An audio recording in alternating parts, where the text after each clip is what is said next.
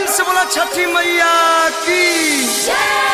सुमैया के छोटी माई दहो ललनमा सुना सान लागै छो ये कर अंगनमा। सुमैया के छोटी माई दहो ललनमा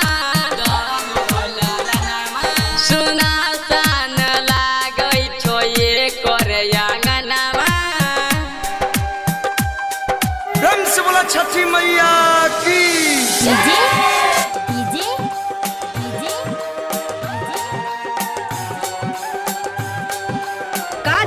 हर सीधी सुमैया के छोटी माई तोरा के माई जोड़ा सुपवा चढ़ाई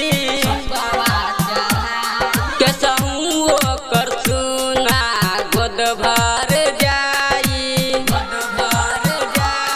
तोरे के माई सुना करे पूजाई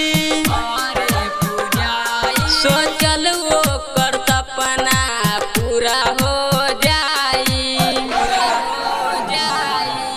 पूजवा के छोटी माई दहो ललनमा सुना सान लागै छो ये कर अंगनमा।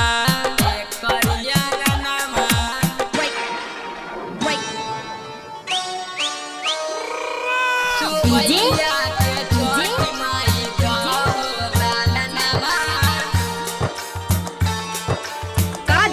हर सीधी हर सीधी हर सीधी तोरे माई छियाई हो सुना बेटी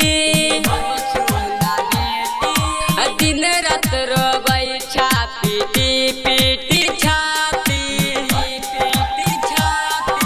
मितलस दीवाना करै छा पुकार आई जमाई हमर दुआर।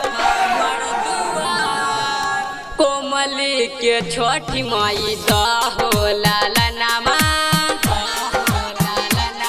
सुना सान लागै छो ये कर अंगनमा।